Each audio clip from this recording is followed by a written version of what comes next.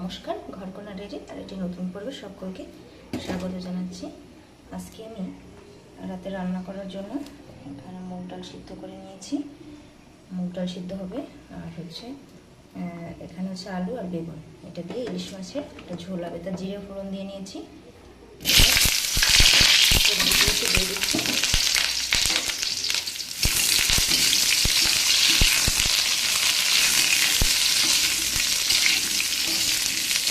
সবজিগুলোকে ভালোভাবে বেশ নেড়ে চেড়ে ভেজে নেব। এখানে আমি সবজির ভিতরে লবণ আর হলুদ দিয়ে দিয়েছি পরিমাণ মতো। এবার এটাকে নেড়ে চেড়ে মিশিয়ে নেব।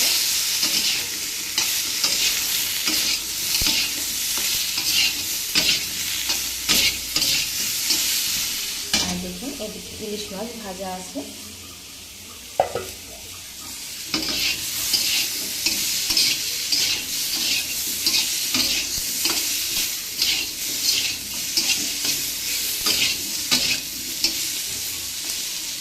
ভাজি হতে থাক, একটু ঢাকা দিয়ে দিই।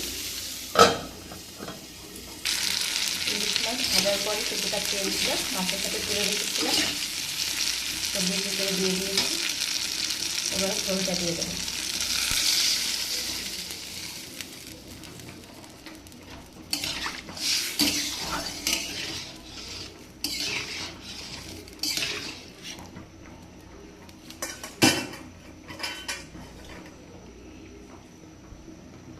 এবারে ঝোলটা ফুটে উঠলে তারপরে মাছটা দিয়ে দিব।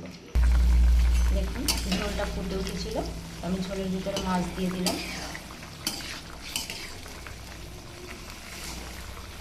এবারে ঢাকা দিয়ে দেব সবজি ভালো করে সিদ্ধ হওয়ার জন্য।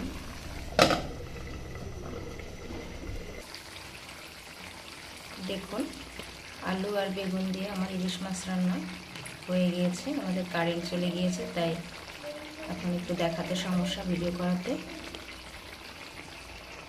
দেখুন, রান্না কমপ্লিট। ভিডিওটি কেমন লাগলো অবশ্যই কমেন্ট করে জানাবেন। আলু আর বেগুন দিয়ে ইলিশ মাছের পাতলা ঝোল।